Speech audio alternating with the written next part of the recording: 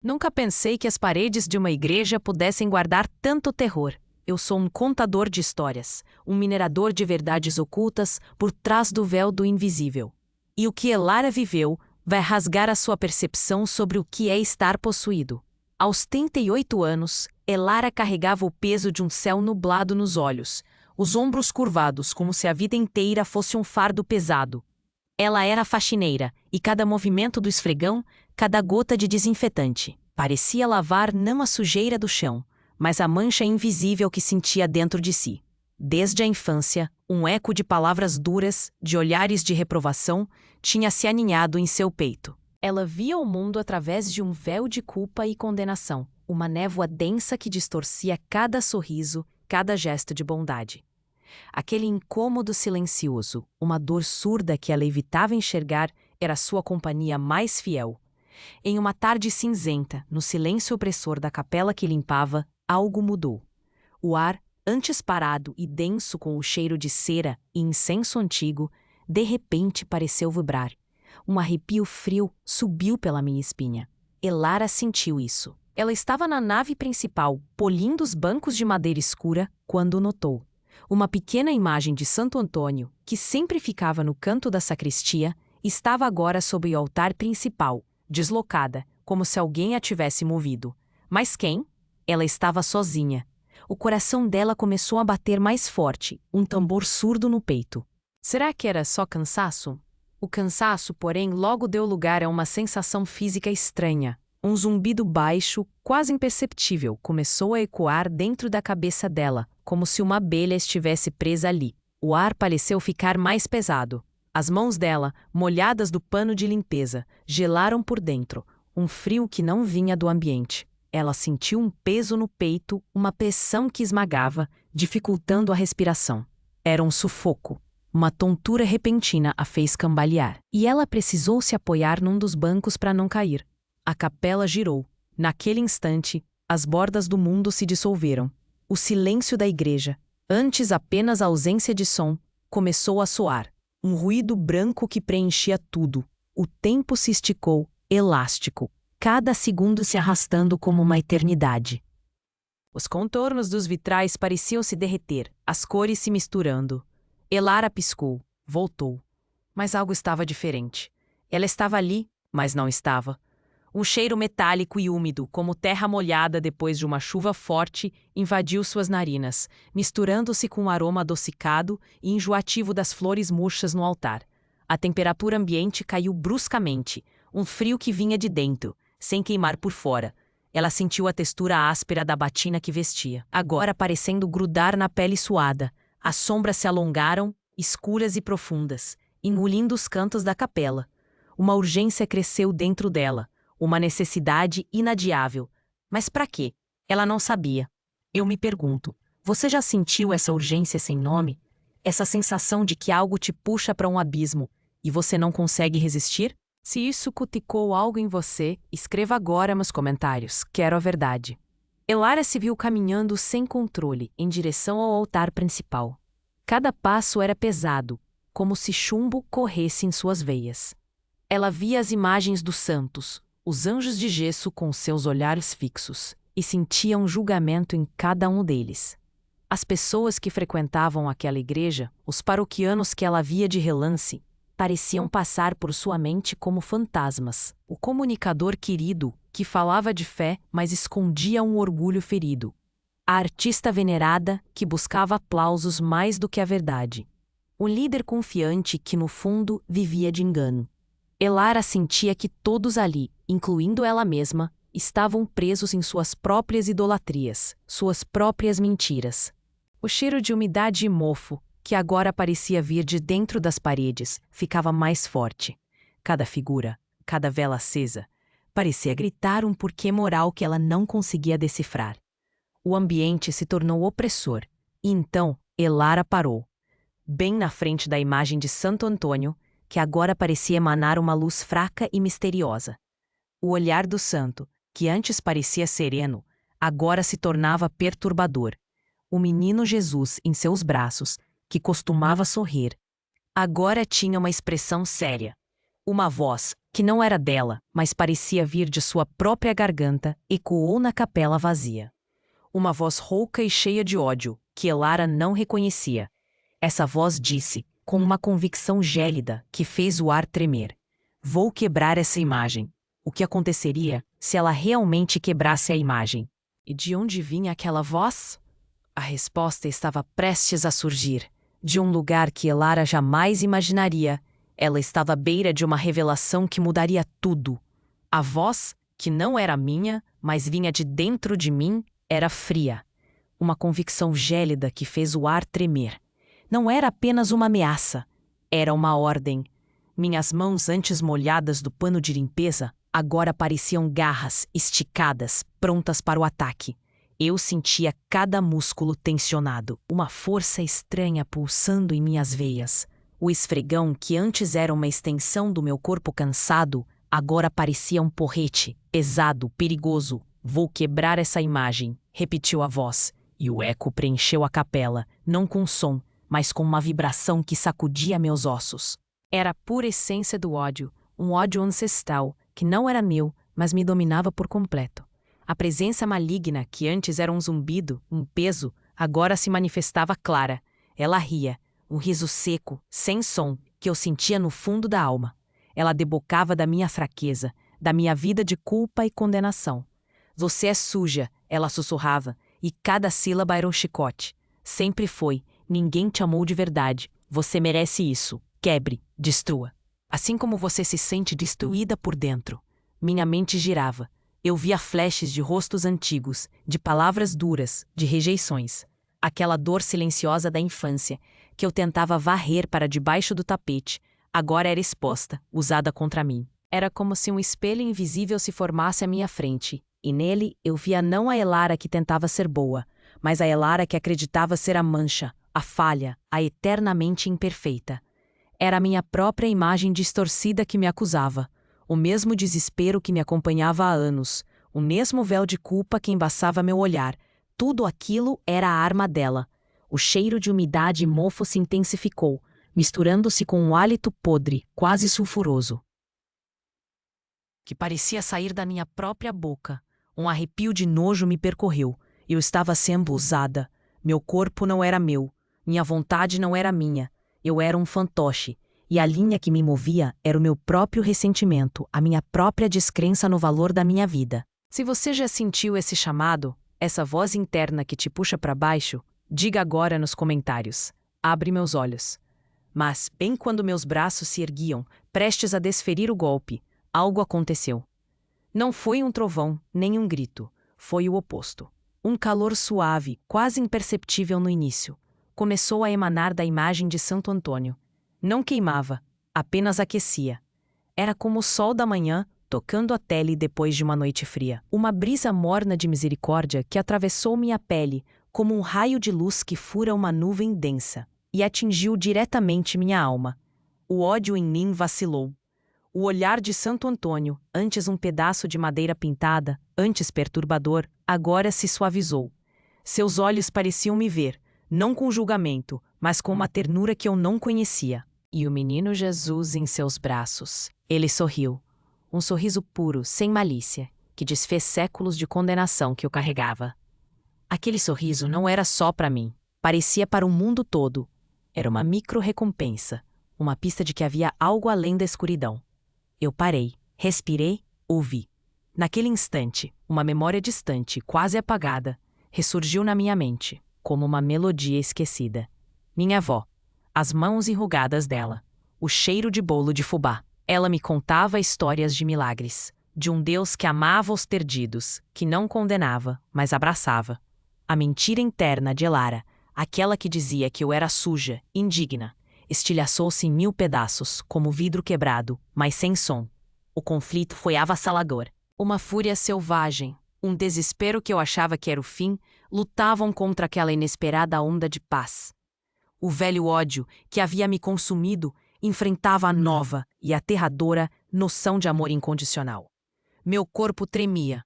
Qual dos dois venceria? A batalha era dentro de mim, e o prêmio era a minha própria alma. A batalha era dentro de mim, e o prêmio era a minha própria alma.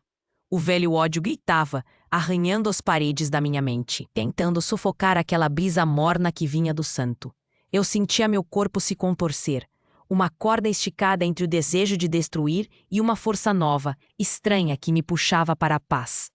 Era um cabo de guerra dentro da minha carne, e cada puxão era uma dor lancinante, um ferro riscando por dentro da minha cabeça. O cheiro de podre e de enxofre lutava contra o perfume suave de rosas que parecia brotar da imagem.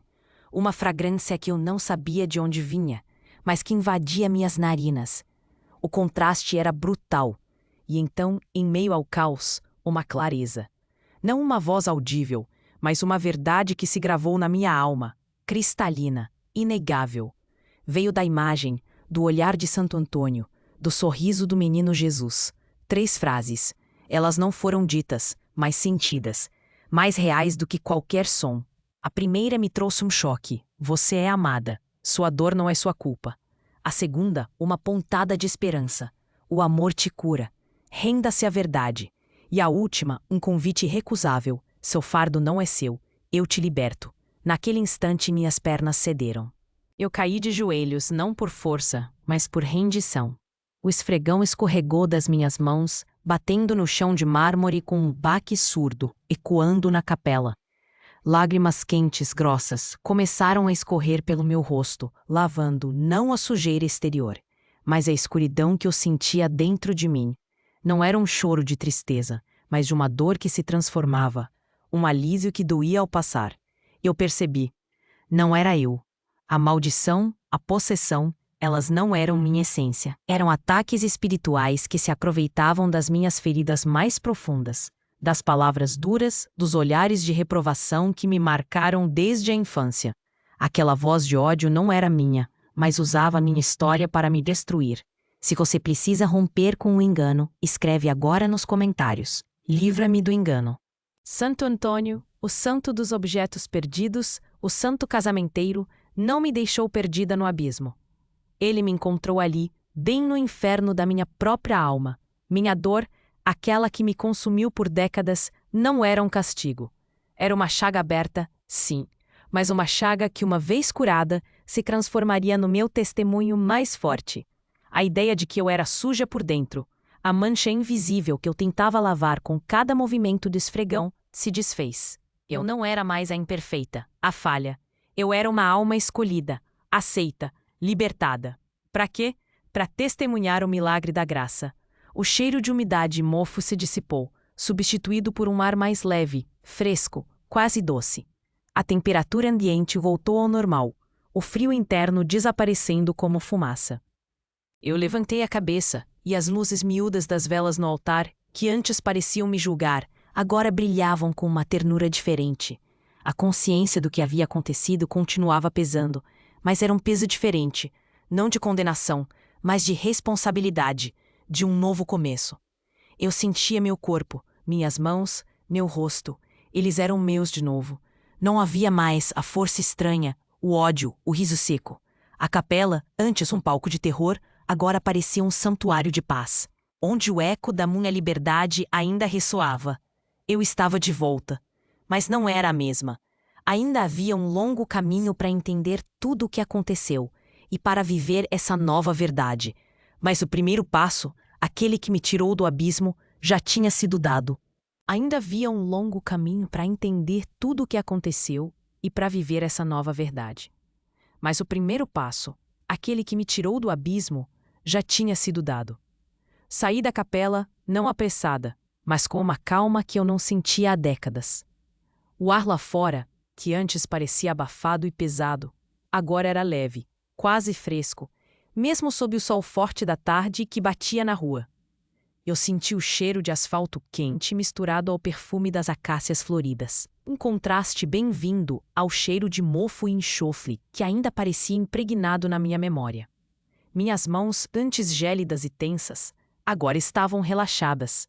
E o esfregão, que antes era uma arma, voltou a ser apenas um cabo de madeira com um pano úmido na ponta. A capela ficou para trás, mas a imagem do sorriso do menino Jesus, a ternura do olhar de Santo Antônio, isso eu levei comigo. Era como se uma luz interna tivesse sido acesa, fraca no começo, mas constante. As ruas movimentadas, o barulho dos carros, as vozes apressadas das pessoas.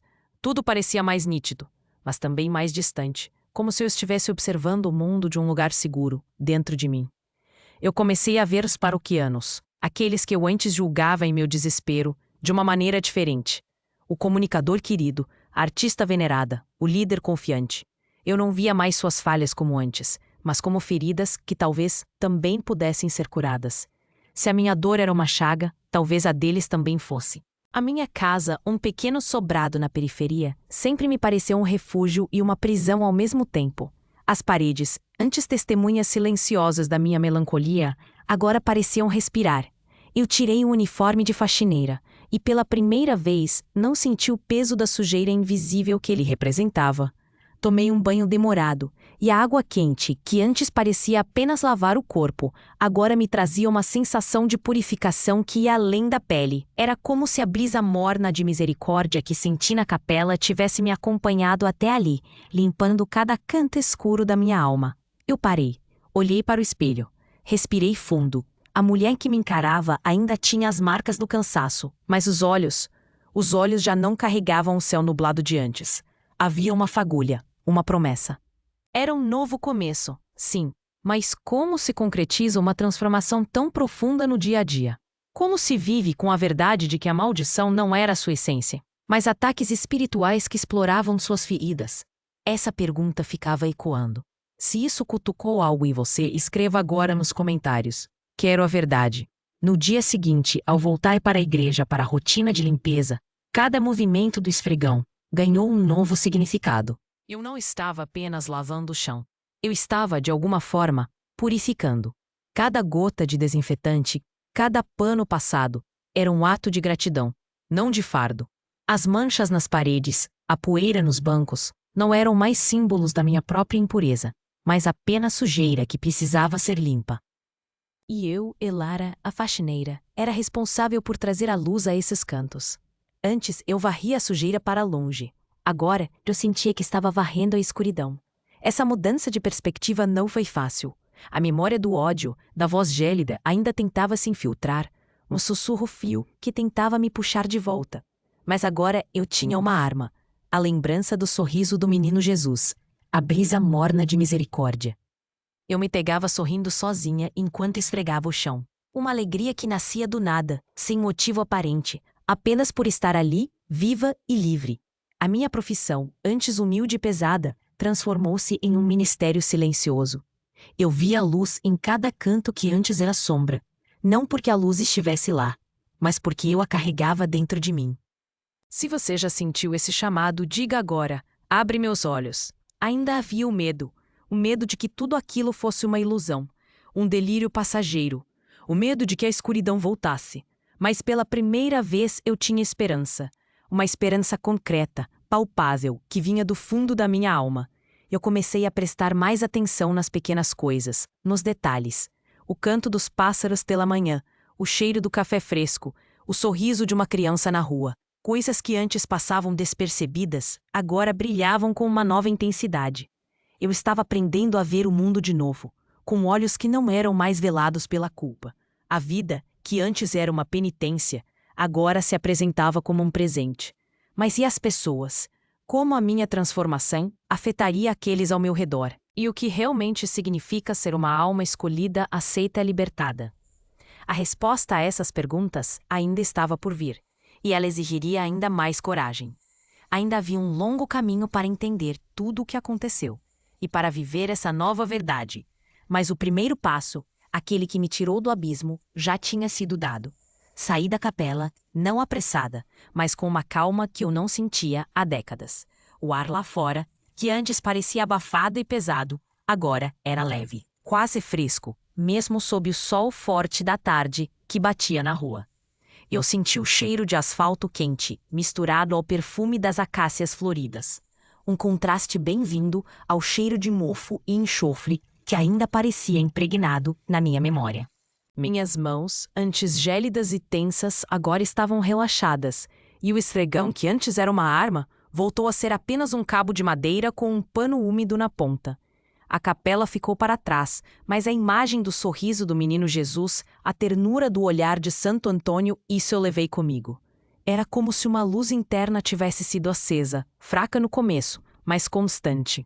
As ruas movimentadas, o barulho dos carros, as vozes apressadas das pessoas, tudo parecia mais nítido, mas também mais distante, como se eu estivesse observando o mundo de um lugar seguro, dentro de mim. Eu comecei a ver os paroquianos, aqueles que eu antes julgava em meu desespero, de uma maneira diferente. O comunicador querido, a artista venerada, o líder confiante. Eu não via mais suas falhas como antes, mas como feridas que talvez também pudessem ser curadas. Se a minha dor era uma chaga, talvez a deles também fosse. A minha casa, um pequeno sobrado na periferia, sempre me pareceu um refúgio e uma prisão ao mesmo tempo. As paredes, antes testemunhas silenciosas da minha melancolia, agora pareciam respirar. Eu tirei o uniforme de faxineira e, pela primeira vez, não senti o peso da sujeira invisível que ele representava. Tomei um banho demorado, e a água quente, que antes parecia apenas lavar o corpo, agora me trazia uma sensação de purificação que ia além da pele. Era como se a brisa morna de misericórdia que senti na capela tivesse me acompanhado até ali, limpando cada canto escuro da minha alma. Eu parei. Olhei para o espelho. Respirei fundo. A mulher que me encarava ainda tinha as marcas do cansaço. Mas os olhos já não carregavam o céu nublado de antes. Havia uma fagulha, uma promessa. Era um novo começo. Sim, mas como se concretiza uma transformação tão profunda no dia a dia? Como se vive com a verdade de que a maldição não era a sua essência, mas ataques espirituais que exploravam suas feridas? Essa pergunta ficava ecoando. Se isso cutucou algo em você, escreva agora nos comentários. Quero a verdade. No dia seguinte, ao voltar para a igreja para a rotina de limpeza, cada movimento do esfregão ganhou um novo significado. Eu não estava apenas lavando o chão. Eu estava, de alguma forma, purificando. Cada gota de desinfetante, cada pano passado era um ato de gratidão, não de fardo. As manchas nas paredes, a poeira nos bancos, não eram mais símbolos da minha própria impureza, mas apenas sujeira que precisava ser limpa. E eu, Elara, a faxineira, era responsável por trazer a luz a esses cantos. Antes eu varria a sujeira para longe. Agora, eu sentia que estava varrendo a escuridão. Essa mudança de perspectiva não foi fácil. A memória do ódio, da voz gélida, ainda tentava sonfiltrar, um sussurro frio que tentava me puxar de volta. Mas agora, eu tinha uma arma. A lembrança do sorriso do menino Jesus. A brisa morna de misericórdia. Eu me pegava sorrindo sozinha enquanto esfregava o chão. Uma alegria que nascia do nada, sem motivo aparente, apenas por estar ali, viva e livre. A minha profissão, antes humilde e pesada, transformou-se em um ministério silencioso. Eu via a luz em cada canto que antes era sombra. Não porque a luz estivesse lá, mas porque eu a carregava dentro de mim. Se você já sentiu esse chamado, diga agora. Abre meus olhos. Ainda havia o medo de que tudo aquilo fosse uma ilusão, um delírio passageiro. O medo de que a escuridão voltasse, mas pela primeira vez, eu tinha esperança. Uma esperança concreta, palpável, que vinha do fundo da minha alma. Eu comecei a prestar mais atenção nas pequenas coisas, nos detalhes, o canto dos pássaros pela manhã, o cheiro do café fresco, o sorriso de uma criança na rua. Coisas que antes passavam despercebidas, agora brilhavam com uma nova intensidade. Eu estava aprendendo a ver o mundo de novo, com olhos que não eram mais velados pela culpa. A vida, que antes era uma penitência, agora se apresentava como um presente. Mas e as pessoas? Como a minha transformação afetaria aqueles ao meu redor? E o que realmente significa ser uma alma escolhida, aceita e libertada? A resposta a essas perguntas ainda estava por vir, e ela exigiria ainda mais coragem. Eu comecei a interagir mais, não com a boca cheia de condenação, mas com ouvidos abertos. O comunicador querido, que antes eu via como um poço de orgulho, agora eu enxergava como alguém buscando aceitação. A artista venerada, que eu julgava por sua vaidade, eu via agora como uma alma faminta por amor. A dor, minha chaga curada, me dava uma nova lente para a vida. Eu parei de me isolar. Respirei fundo, comecei a me abrir, a falar mais com as poucas pessoas que faziam parte do meu círculo. Minha família, que antes era uma fonte de palavras duras e ecos de rejeição, agora recebia de mim um olhar de compaixão. Eu não buscava vingança ou justiça, mas compreensão. O silêncio que antes preenchia minha casa, pesado e opressor, agora era quebrado por conversas, por risadas, por uma leveza que eu nunca imaginei possível. Eu não consumia mais as notícias da TV com o mesmo desespero, nem me afogava em pensamentos de autodepreciação. Havia um espaço novo, preenchido por uma gratidão silenciosa, um sussurro de paz. E você? Você também carrega uma dor silenciosa, um céu nublado nos olhos que te impede de ver a luz. Você se sente sujo por dentro, preso a um passado de culpa e condenação? Acha que sua maldição é parte da sua essência? Ou será que ela é um ataque que explora suas feridas mais profundas? Pense nisso. Se acredita que a consciência continua, escreva nos comentários.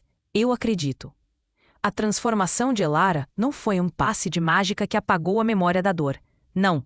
Foi um processo de ressignificação, de cura das chagas abertas. Ela entendeu que a libertação não era o fim dos problemas, mas o começo de uma nova forma de enfrentá-los. A vida de faxineira, antes um fardo, tornou-se um ato de devoção, um caminho para ver a beleza e a luz em cada canto, em cada pessoa.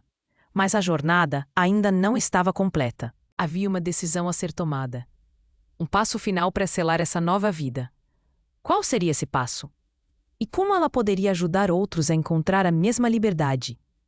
A vida de faxineira, antes um fardo, tornou-se um ato de devoção. Um caminho para ver a beleza e a luz em cada canto, em cada pessoa. Mas a jornada ainda não estava completa. Havia uma decisão a ser tomada. Um passo final para selar essa nova vida. Qual seria esse passo? E como ela poderia ajudar outros a encontrar a mesma liberdade? Elara entendeu que a libertação era uma jornada diária. Sua rotina, antes pesada, virou uma oração silenciosa. Cada esfregão, cada superfície limpa, era um ato de gratidão, de purificação. A família, antes fonte de dor, recebia agora um olhar compassivo, sem julgamento. Ela reduziu o consumo de coisas que a entorpeciam, buscando a presença, o cheiro real da vida. A comunidade e os paroquianos que antes julgava, agora eram vistos com a mesma lente da misericórdia. O comunicador, a artista, o líder, todos carregavam suas chagas, suas necessidades daquela brisa morna. Ela não era mais a suja por dentro, mas uma alma escolhida para ser luz. Se esta parte te alcançou, dá um like agora para que eu continue. Se entendeu o perigo do orgulho, comenta agora. O orgulho cega. A história de Elara é sobre a sua dor, sua chaga, a voz que te acusa, o espelho que distorce. E se sua dor for um chamado, uma ponte para a liberdade que você nem sabia que precisava. Se alguém veio à sua mente, envia isso agora para essa pessoa. Se essa decisão é sua, repita agora em voz alta. Eu decido viver essa verdade. Eu escolho a liberdade. Jesus, eu te escolho. Se decide mudar hoje, comenta. Novo começo. Para amanhã de manhã, 4 passos. Primeiro, leia Salmos 34:18. Segundo, veja sua rotina como um serviço. Terceiro, renuncie à autocondenação. Quarto, compartilhe essa esperança, essa brisa morna, com alguém que carrega um céu nublado. A jornada de Elara, o milagre de Santo Antônio, é um convite. Continue conosco no Santo Antônio Milagres. Há muitas outras histórias de libertação. Se você valoriza relatos sem maquiagem, inscreva-se para caminhar comigo nessa jornada de fé e transformação.